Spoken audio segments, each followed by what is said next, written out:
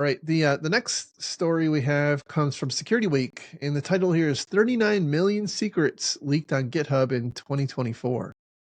This is one of those examples, I think, of where we have talked in the past about how companies who provide some large scale service like this are, they have to walk a line. Like, customers have to have to take responsibility for the things they're responsible for. And if customers do stupid things, like, how much responsibility does the provider bear in those instances? But in certain extraordinary cases like Snowflake and others, where it's an attractive nuisance in legal terms, people are going to hurt themselves, and like, as a provider, you should have known better. I think that's what this is an example of. GitHub is reporting here that throughout 2024, they've observed that they had about 39 million secrets that were committed into code by their customers, many of which are free, by the way, free customers. And in response, they're implementing some changes. So they've had some additional services that they've provided for enterprise customers, which they are now offering to their lower tier customers. I think one of them is that the secret protection feature is now available to basically to all customers. You don't have to have a enterprise account anymore. But I think we're going to see more of this because, again, at some point, somebody's going to, GitHub is going to lose credibility in the marketplace because they're this concentration of risk, even if it's not necessarily a result of GitHub themselves making bad choices. It's very similar in some ways to the Snowflake not forcing multi-factor authentication issue. Like, if you have the ability to identify that your customers are contributing code into the repositories that you host for them, and they have secrets, like, why are you letting that happen? Because we all know how it ends. Yeah, it's a tough problem too. What's interesting to me about this is GitHub has a very robust secret detection capability, whether it's pre-commit, which is helpful because here's the problem. Once you commit a secret to GitHub, you can't really wipe it. It's there forever in some way, shape, or form. So at that point, it's too late. So you want to catch it before the pull request. So they have that capability. And as an enterprise customer, to get that functionality required you to buy this massive, expensive suite called GitHub Enterprise Security or GitHub Security, right? Advanced Security. Sorry, GitHub Advanced Security.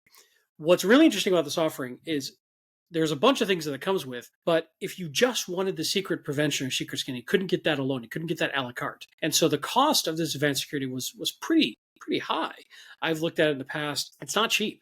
So the fact that they're splitting out the secret protection and code security as standalone products for enterprise customers is good. I think it'll make it a lot more affordable for a lot of enterprise customers. And they're also allowing you to do a free scan for all public, private, and enterprise repos for existing secrets, which also is huge. That's just not something you had to pay for that in the past. I'm very happy to see that. And to your point, since they are such a concentration of risk, this is something I've struggled with in many roles where I've worked with development teams is this is a very, very, very common problem. It's really easy to make this mistake of submitting a secret to code and then sending it up to GitHub, and then it's in essence leaked. I mean, even if it's a private repo, it's in that log forever. And who has access to that private repo if that private repo ever accidentally goes public? So I'm happy to see GitHub making this easier. Here's the other thing I'll say. Secret detection is not foolproof. It's not 100%.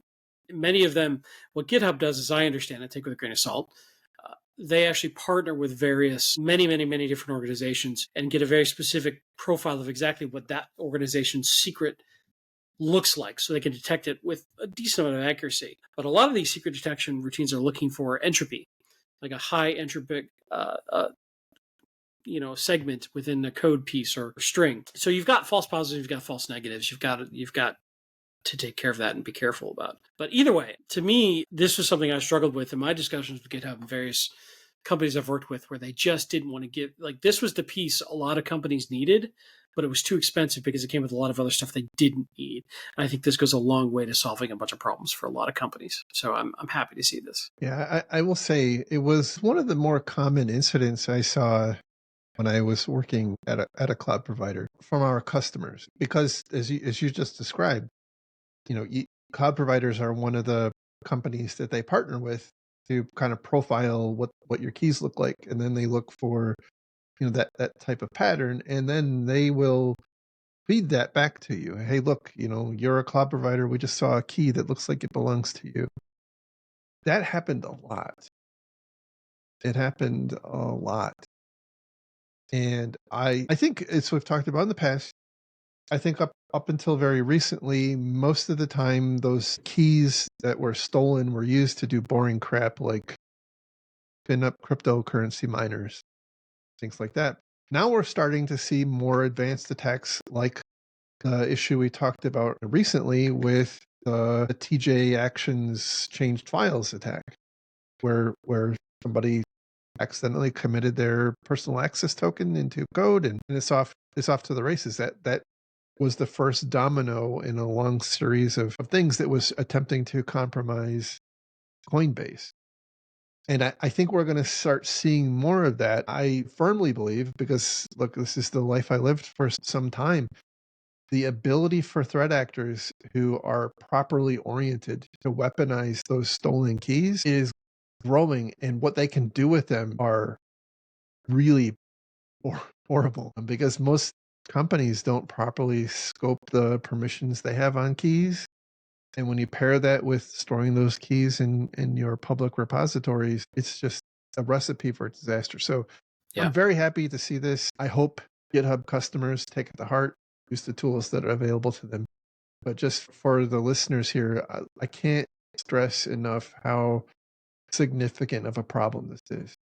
Yeah, and bad actors can find these leaked keys in public repos in minutes. They're very, very good at spotting these. So don't just hope that somebody isn't going to just stumble across it. They have scanners going all the time, constantly checking all public repos, and they pick them up fast. And we would observe a key being uploaded and then being used within minutes. Yeah, that's crazy. So at that point, you know that the whole chain is automated. Like it's not like somebody clicking through reading. Like it's the whole chain from detection to login to your cloud account is automated. This is not there's not a human in the loop here. It's not a question of if it happens. And from that perspective, you really have to have the proactive controls in place to prevent this from happening in the first place. Otherwise, I mean, look, like the dentist said, you don't have to brush all your teeth, just the ones that you want to keep.